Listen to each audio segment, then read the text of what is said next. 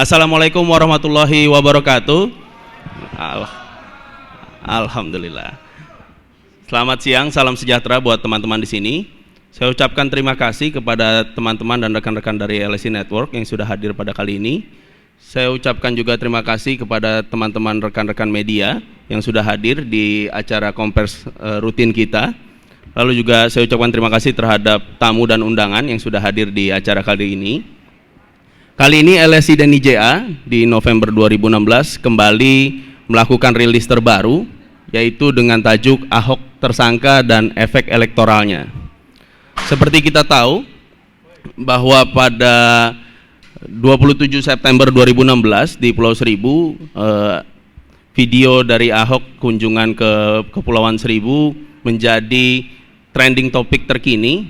Jadi waktu diposting oleh Buniani waktu itu, akhirnya menjadi perdebatan sengit di nasional, tidak hanya di DKI Jakarta, karena kita tahu bahwa Pilgub DKI Jakarta ini jadi barometer pilkada-pilkada lain di nasional. Jadi sorotannya tidak hanya meliputi di Provinsi DKI Jakarta, tapi juga meliputi sorotan nasional. Nah, kita bisa lihat bahwa dengan pernyataan tersebut, Ahok atau Basuki Cahayapurnama mendapatkan respon yang cukup luar biasa dari publik di nasional. Jadi pada tanggal 4/11 khususnya di aksi bela agama tahap kedua, ini sangat luar biasa yang hadir waktu itu di Jakarta, dan akhirnya membawa kasus ini sampai ke penetapan tersangka pada tanggal 16 November 2016. Dan akhirnya yang tadinya Ahok hanya sebagai diduga melakukan pelanggaran, tapi sekarang sudah menjadi tersangka dan dilanjutkan ke tahap penyidikan. Kemarin kita sudah rilis survei pasca demo aksi 4/11. Sekarang kita lihat efek elektoral pasca Ahok ditetapkan sebagai tersangka. Nah, di samping saya sudah hadir Mas Ardian Sopa, peneliti dari Lingkaran Survei Indonesia.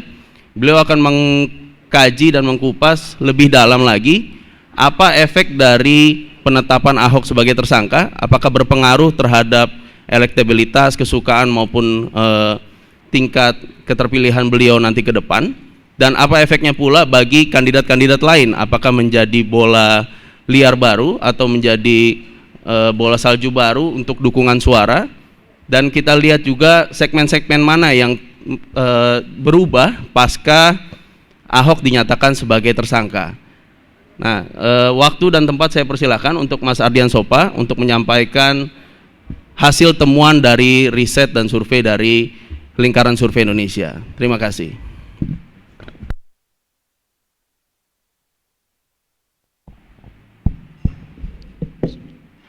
Assalamualaikum warahmatullahi wabarakatuh.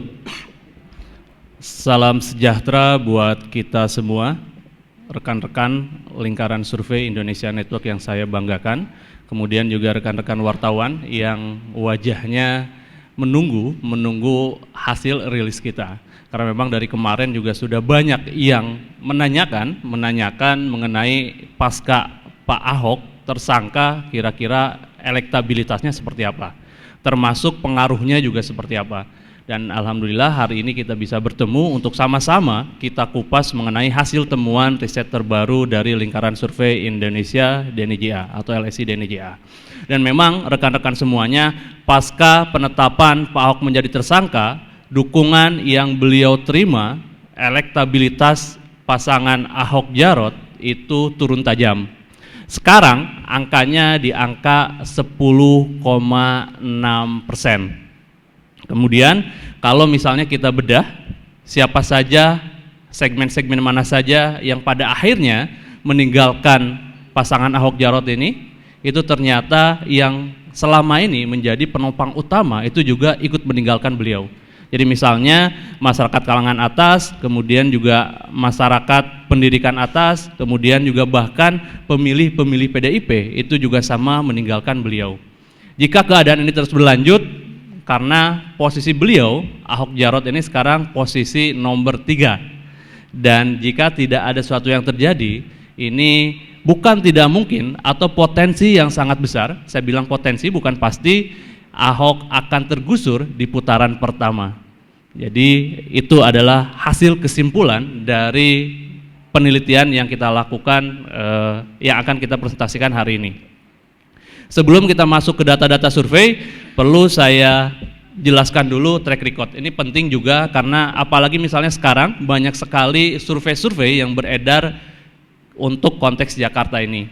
Jadi teman-teman, untuk lebih mudah katakanlah misalnya mana yang bisa dipercaya, mana yang tidak, mudah sekali kita lihat tinggal kredibilitasnya, kemudian juga track recordnya. Kemudian ini track record LSI, pertama kita menganalisa perolehan partai ketika Pileg 2014 yang lalu. Kita yakin dengan metodologi kita sehingga kita iklankan juga, dan alhamdulillah saya mayoritas hasilnya adalah tepat, kecuali memang kayak misalnya Golkar hanya selisih 1,3%, kemudian juga PAN hanya selisih 1,05%. Yang lainnya itu tepat. Dan survei kali ini pun ini sama menggunakan metodologi multi-random sampling. Ketika kita mendapatkan prediksi, kita melakukan prediksi yang diiklankan di Pileg 2014 yang lalu. Kemudian tidak hanya untuk level, katakanlah tadi adalah pilihan legislatif untuk partai, tetapi untuk konteks pilkada, kemudian juga pilgub, misalnya pilgub, pilwako atau pilbub, termasuk juga presiden, kita juga melakukan survei, dan alhamdulillah juga di tahun 2009 bahkan, jadi 7 tahun yang lalu kita juga menganalisa, memprediksi bahwa Pak SBY Budiono pada waktu itu akan mendapatkan suara di atas 50%, dan hasilnya itu ketika pemilihan itu Pak SBY mendapat sekitar 63%. Kemudian memang Megawati Prabowo, kemudian juga JK Wiranto kita prediksi di bawah 30%, dan hasilnya juga sama di bawah 30%. Apa yang ingin saya sampaikan bahwa kita tidak pernah bermain dengan data, sehingga apa yang kita sampaikan ini adalah bentuk pertanggungjawaban kita. Kita sangat bertanggung jawab terhadap data yang kita sampaikan. Dan ini adalah metodologi survei. Ini juga sama ketika misalnya kita memprediksi baik di Pileg 2014 yang lalu maupun pertarungan di Pilpres di 2009, 7 tahun dari yang ada sekarang. Kemudian pengumpulan data 31 Oktober sampai dengan 5 November 2016. Teman-teman mungkin banyak yang tanya, ini Pak Ahok tersangka itu baru berapa hari kemarin, tetapi survei kita ini dilakukan 31 sampai 5 November. Jadi perlu saya jelaskan juga bahwa ketika kita melakukan survei ini memang status Pak Ahok itu belum tersangka, tetapi ada dalam item pertanyaan kita menyatakan jika Pak Ahok tersangka, dari pasangan pilihan gubernur, wakil gubernur berikut, kira-kira mana yang akan Bapak Ibu pilih? Dan apakah itu dimungkinkan dalam sebuah penelitian? Itu dimungkinkan, dan itu ya tidak kehilangan keakurasiannya, kemudian juga tidak kehilangan bias dan sebagainya. Kemudian metode multi-set random sampling, seperti kita memprediksi baik di Pileg maupun di Pilpres, jumlah responden 440 responden. Sering sekali orang bilang, bagaimana mungkin hanya dengan 440 bisa menggambarkan katakanlah penduduk atau pemilih Jakarta yang jumlahnya sekitar 7 juta.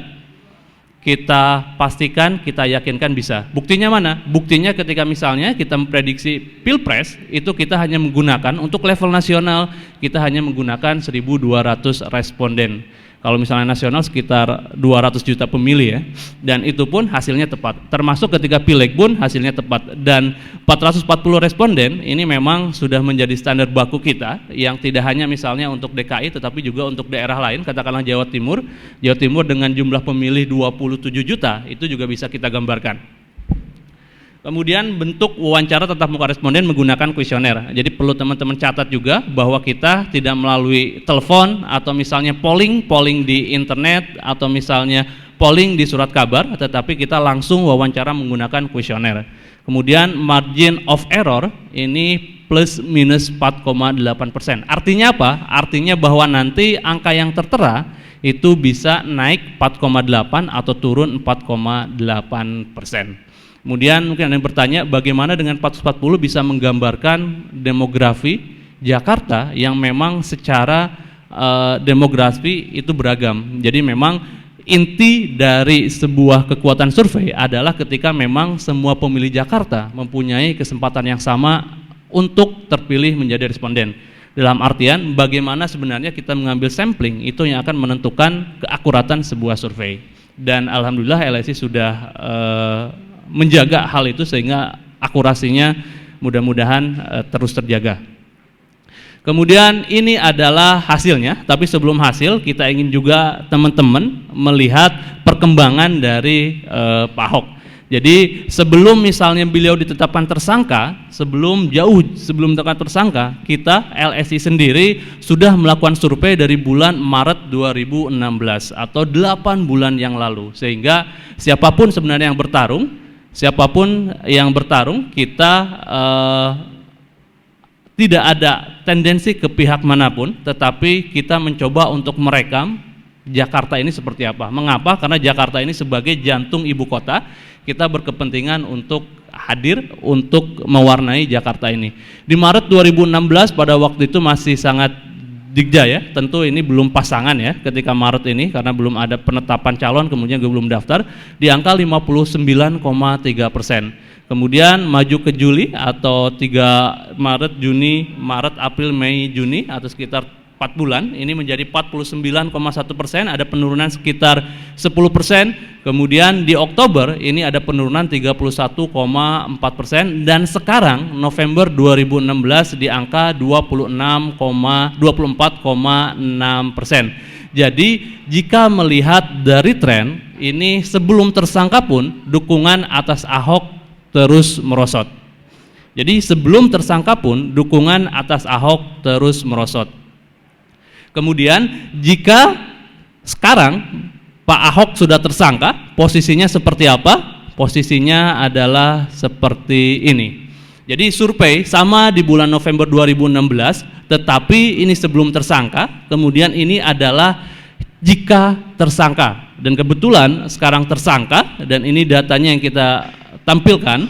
Jadi dari angka 24,6% seketika menjadi 10,6%. Jadi ada penurunan sekitar 14% atau sekitar 60% ya. Jadi sekitar 60% dari suara Pak Ahok itu turun atau tepatnya sekitar 57 sekian persen lah. Tapi data ini memperlihatkan bahwa setelah tersangka ini dukungan Pak Ahok ini hanya tinggal 10,60%. Dan jika melihat dari data ini memang Ahok potensial bahkan tersingkir di putaran pertama. Mengapa? Nanti kita lihat data ketika memang bertarung dengan pasangan-pasangan lainnya. Tetapi pertama dari tren yang negatif, kemudian juga dengan posisi yang ada sekarang ini agak sulit buat Pak Ahok misalnya bahkan untuk hanya lolos di putaran pertama karena sekarang di dukungan itu hanya di angka 10,6%. Bagaimana persentasi yang hilang itu? Jadi setelah Ahok tersangka, sebelum tersangka ini Ahok Jarot di angka 24,6%. Memang ada yang bertahan dari pendukung Pak Ahok. Jadi kita juga tahu misalnya di sosial media kemudian juga di pemberitaan banyak yang muncul mempertahankan katakanlah Pak Ahok atau bersama tetap Pak Ahok. Tetapi memang jika dilihat dari survei jumlahnya mereka tidak lebih dari 10,6% atau ada memang 40% yang tetap bertahan mendukung Ahok Jarot. Dan jika dilihat dari sini, yang 10,6% ini ya lebih kepada pemilih militan dari Pak Ahok.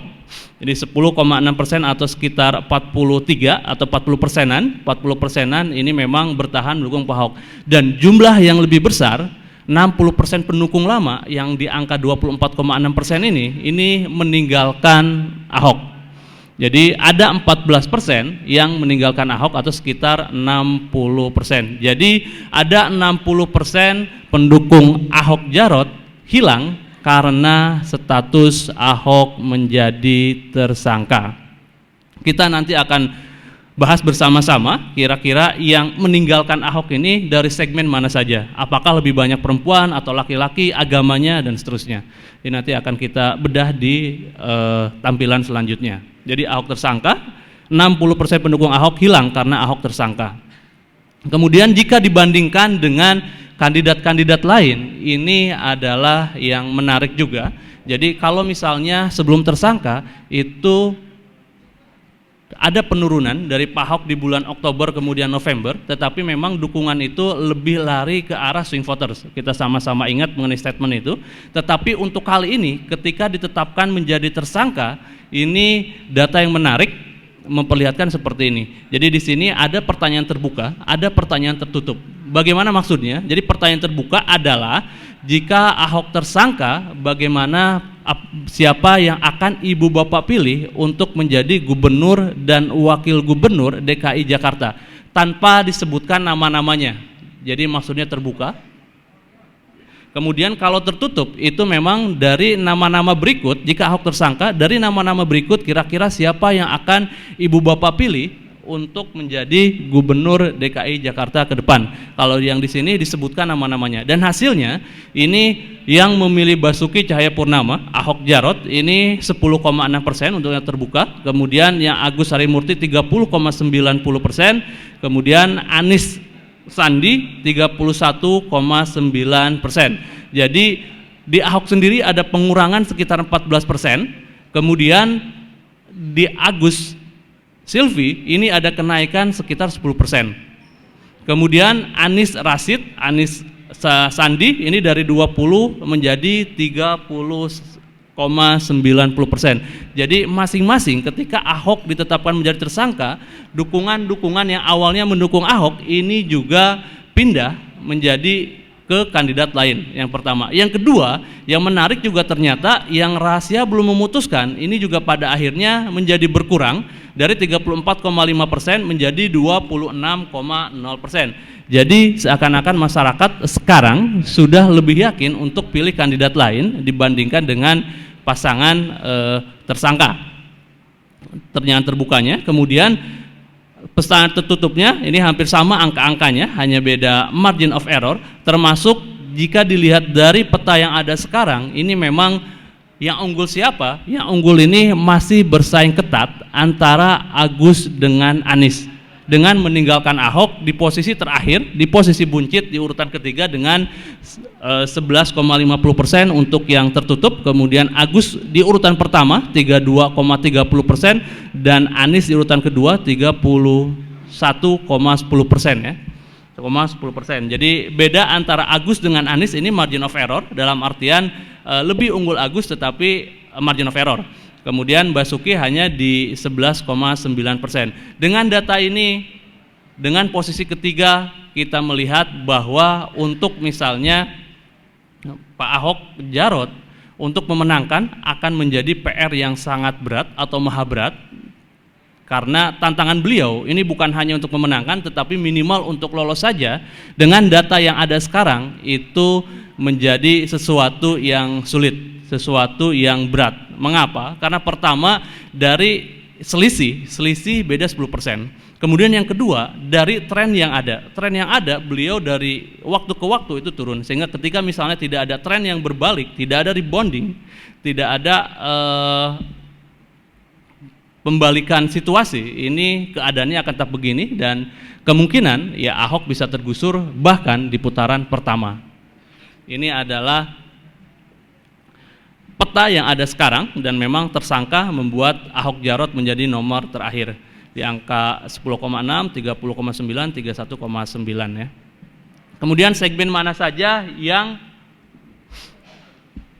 yang lari meninggalkan Ahok yang lebih banyak. Jadi memang kalau misalnya lihat dari data sini, Muslim dengan populasi 90%, kemudian non Muslim 9,1%, ini relatif dua-duanya ini lari dari Ahok Jarot. Meskipun tidak hanya, ternyata data yang menariknya adalah tidak hanya pemilih Muslim yang lari meninggalkan Ahok, tetapi juga pemilih non Muslim.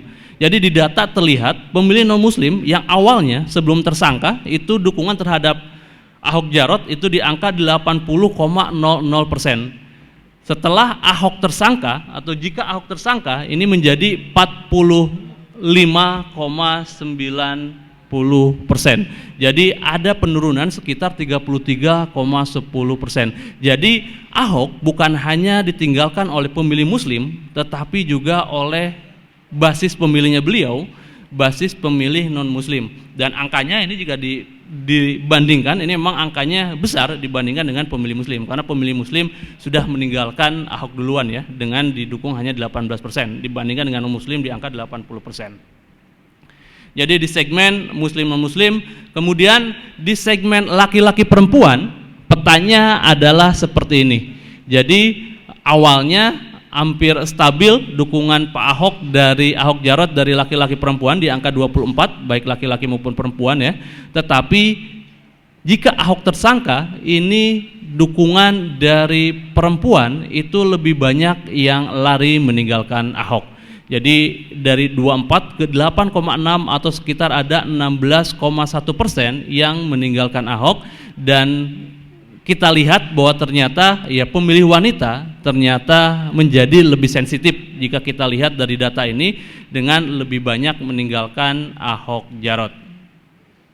Dari segi gender ya, laki-laki perempuan. Kemudian dari usia ini hampir semua segmen ini sebenarnya lari dari pasangan Ahok Jarot, tetapi memang yang paling besar adalah segmen usia 20 sampai 29 tahun. Jadi yang awalnya dia paling tinggi di angka 32%, dukungan dari 20 sampai 29 tahun ini hanya menjadi 11,9%, atau ada penurunan 20,1%.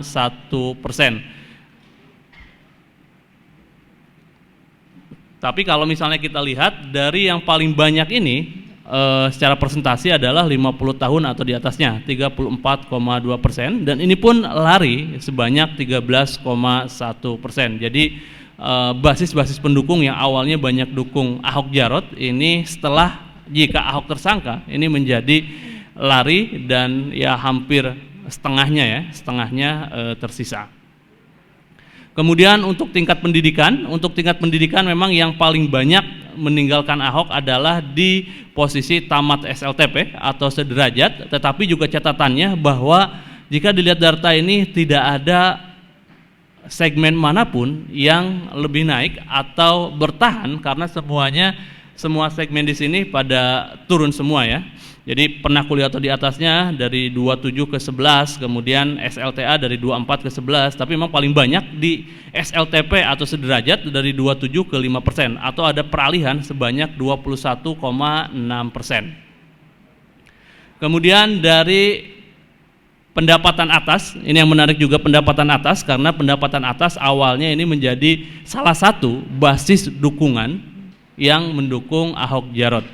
Tapi dilihat dari data yang ada sekarang sebelum tersangka dan jika Ahok tersangka, dari 40,6% ini ketika misalnya jika Ahok tersangka menjadi 18,2%, atau ada penurunan yang signifikan di angka 22,4%. Jadi hampir 50% lebih pemilih yang atas, biasanya 3,5 juta atau lebih, ini meninggalkan Ahok Jarot, dan ini menjadi segmen yang paling besar dibandingkan dengan segmen-segmen yang lainnya. Kemudian untuk suku juga, semua suku ini juga menurunkan dukungannya atau lari meninggalkan Ahok Jarot. Catatannya juga yang menarik bahwa yang lainnya yang awalnya menjadi basis utama dari Pak Ahok di angka 54,1, sekarang tinggal setengahnya kurang, bahkan menjadi 21,8. Jadi ada yang pergi sekitar 32,3%. Jadi 32,3% ini juga pergi meninggalkan Ahok di suku lainnya. Kalau misalnya Jawa ini sudah duluan, kemudian juga Betawi bahkan dari 13 tetap ada pengurangan, tetapi memang dari awal dia relatif tidak lebih ke banyak ke Ahok Jarot 13, kemudian Sunda 16. Kemudian ini yang menarik juga dari perubahan distribusi suara Ahok dari pemilih partai politik. Bagaimana kita memetakan pemilih partai politik ini? Jadi kita tanyakan kepada responden, ibu bapak dulu pilih partai mana, ketika dia pilih Nasdem, PKB dan seterusnya. Kemudian kita tanyakan kepada mereka untuk pilgub sekarang pilih siapa? Ini yang sebelum tersangka, ini yang Nasdem 42, kemudian jika Ahok tersangka menjadi 28,6%. Ada penurunan 14,3%. Kemudian juga PKB dengan basis 3,2, ini 0, ini bukan berarti sebenarnya tidak ada dukungan, tetapi secara statistik memang tidak bisa melebihi dari 0,0, karena ini bisa jadi di bawah 4,8 karena kita ada margin of error ya, lebih dari 4,8, kurang dari 4,8. Kemudian dari PDIP yang menarik sebagai basis utama juga, kemudian juga secara sampel paling banyak juga, ini dari 53,50% yang awalnya sebelum Ahok tersangka itu mendukung Ahok Jarot. Jika Ahok tersangka ini menjadi 24,3% atau ada penurunan sekitar 30%, tepatnya di angka 29,2%. Jadi pemilih PDIP yang lebih banyak meninggalkan Ahok dibandingkan dengan pemilih-pemilih yang lainnya.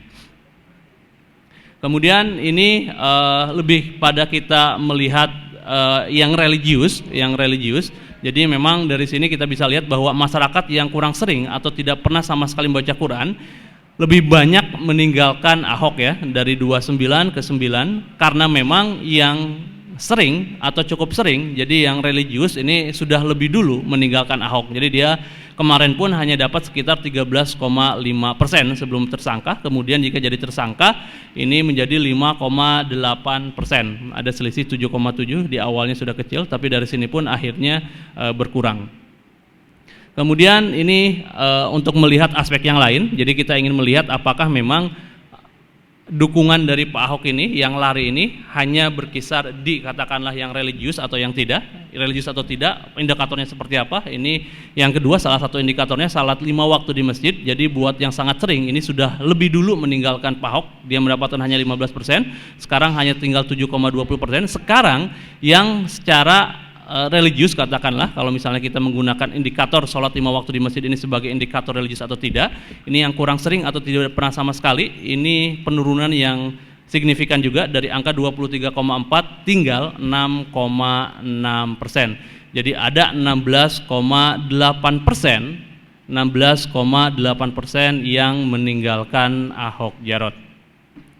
Jadi dari segmen-segmen yang ada, keputusan kepolisian membuat menjadikan Ahok tersangka ini ternyata mempunyai efek elektoral yang sangat dahsyat buat pasangan Ahok Jarot dan merubah konstelasi politik pilkada DKI. Jadi tadi sama-sama kita lihat bahwa perubahannya sampai 10,6%, kemudian tetapan menjadi tersangka ini juga tidak hanya menggerus segmen-segmen swing voters atau misalnya segmen yang awalnya dukung Ahok, tetapi juga menggerus dukungan yang selama ini menjadi basis Pak Ahok, misalnya pendidikan atas, kemudian juga masyarakat pendapatan tinggi, kemudian juga non muslim, kemudian juga suku lainnya selain Betawi, Sunda dan Jawa, dan juga yang lainnya. Jadi tidak hanya berefek terhadap kandidat lain, tapi ini sangat berefek terhadap basis massa dari Pak Ahok. Kemudian mengapa sebenarnya mereka meninggalkan Ahok? Tentu ini Ahok Jarot ya, mereka meninggalkan Ahok. LSI mencatat ada 5 alasan mengapa masyarakat meninggalkan Ahok Jarot. Yang awalnya sebelum tersangka dan kemudian jika tersangka. Jadi yang pertama ini tetap karena ini juga merupakan jadi kalau misalnya kita lihat kemarin banyak pengamat yang menyatakan bahwa kegiatan 4.11 kemarin itu merupakan people power terbesar setelah reformasi. Jadi reformasi bahkan hanya 1/4 katanya dari kegiatan yang ada kemarin. Ini memperlihatkan bahwa memang massa yang terefek dari kasus surat Al-Maidah ini sangat besar. Dan kemudian jadi memang ketika kita berbicara Al-Maidah, ada yang berpandangan bahwa Ahok misalnya salah, ada yang berpandangan bahwa Ahok misalnya tidak salah.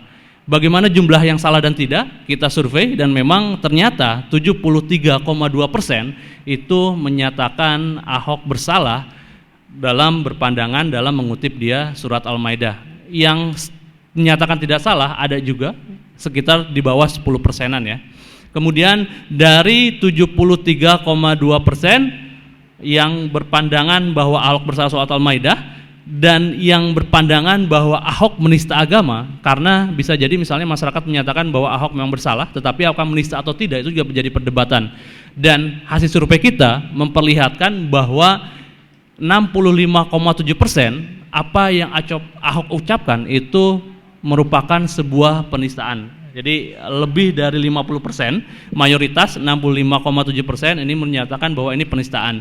Kemudian 63,7% berpandangan bahwa Ahok harus diproses hukum.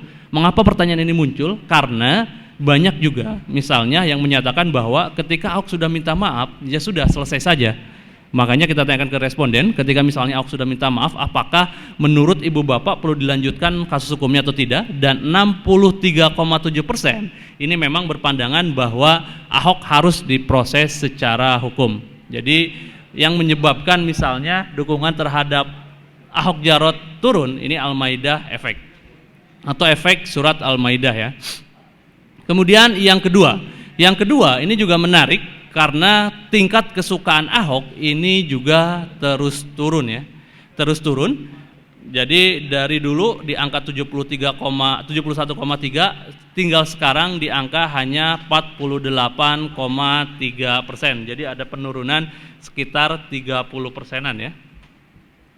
30%-an, dan ini menjadi warning. Mengapa? Karena kurang dari setengah masyarakat pemilih Jakarta itu yang menyukai Ahok Jarot.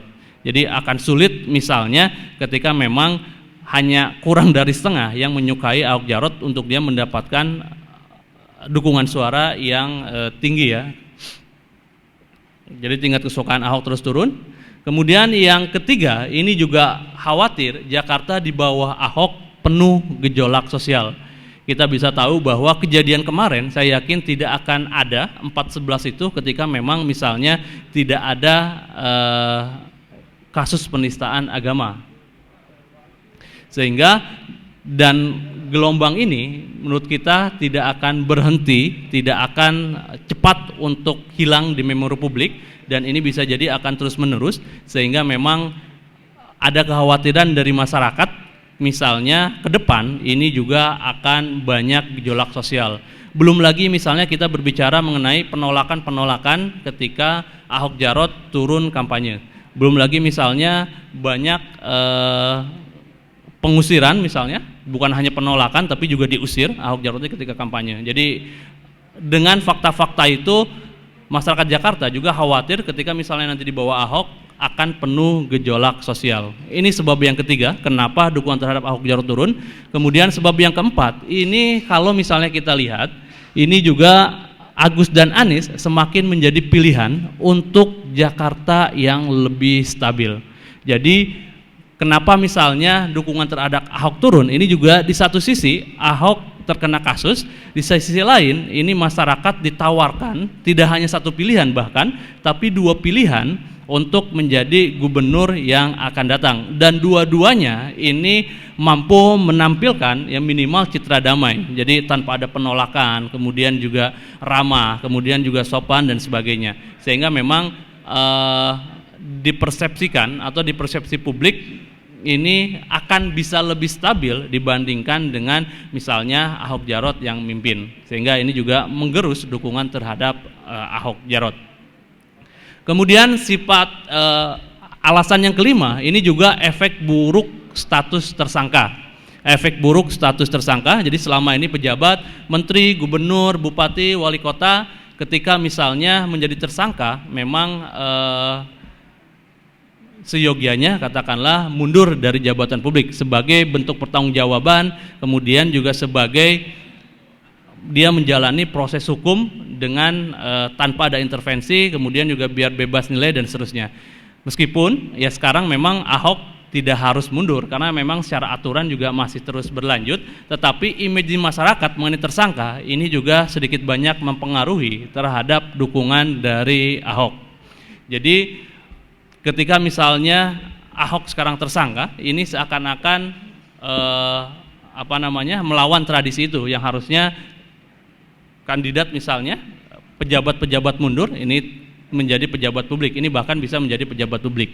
Yang pertama. Yang kedua, efek berstatus tersangka juga menurunkan kepercayaan. Jadi dengan mudahnya misalnya masyarakat bisa bilang agak sulit kepercayaan terhadap seorang yang sudah tersangka. Jadi 5 efek itu berkumpul menjadi satu, membuat dukungan terhadap Ahok Jarot menjadi turun. Kemudian, mungkinkah Ahok bangkit kembali? Mungkinkah Ahok bangkit kembali?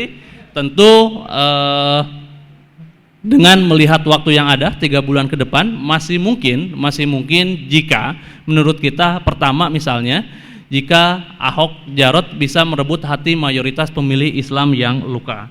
Karena bagaimanapun pemilih Islam itu 90% yang ada di Indonesia, sehingga ketika misalnya mereka terluka kemudian tidak ada diperbaikan, tidak ada bagaimana mengambil hati kelompok pemilih Islam ini, kita melihat agak sulit. Kemudian yang kedua, ini yang menarik juga, mungkin jika bisa melakukan play victim bahwa ia salah walau tersangka. Jadi sederhananya adalah menjadikan Pak Ahok ini menjadi korban dari katakanlah misalnya tirani mayoritas dan sebagainya. Karena masyarakat Indonesia ini juga seringkali suka sekali mendukung yang terzolimi, teraniaya dan seterusnya. Jadi kalau misalnya Ahok Jarot bisa menggunakan play victim ini, bermain peran ini bisa membalikan situasi. Kemudian yang ketiga, mungkin jika Agus dan Anies tak berhasil mengambil hati pendukung lamanya. Jadi catatan kita juga sejauh ini memang belum ada yang melebihi magic number. Jadi magic number itu adalah dukungan ketika dia mendapatkan 35%. Karena ketika dia mendapatkan 35% itu sebenarnya relatif atau bahkan bisa dipastikan dia minimal lolos ke putaran kedua ketika dia mendapatkan 35%. Nah, dari yang ada sekarang itu paling tinggi misalnya di angka 32, jadi belum ada yang melewati 35, sehingga ini juga menjadi sebuah peluang sebenarnya buat Ahok Jarot untuk bisa bangkit kembali ketika kandidat lainnya atau lawannya, kompetitornya ini tidak bisa mengambil pendukung-pendukung lamanya, termasuk pendukung-pendukung yang sekarang masih swing voters. Jadi dari 3 hal ini jika memang bisa dilakukan, Ahok masih bisa untuk bangkit kembali, tetapi jika tidak bisa dilakukan, bukan hanya Ahok akan kalah, bahkan bisa tergusur di putaran pertama. Tentu ini menjadi PR yang berat, bahkan menjadi PR sangat berat di saat situasi yang ada sekarang, Pak Ahok tersangka, tren kesukaan juga menurun, kemudian juga tren dari lawan menaik. Tapi peluang itu masih ada. Jadi tinggal memang kita serahkan terhadap pemilih-pemilih yang ada, termasuk kandidat-kandidatnya, bagaimana mengambil hati pemilih-pemilih yang ada di Jakarta. Itu adalah hasil potretan terbaru lingkaran survei Indonesia. Mudah-mudahan bisa menjadi rujukan teman-teman. Saya kembalikan kepada Mas Ruli. Terima kasih.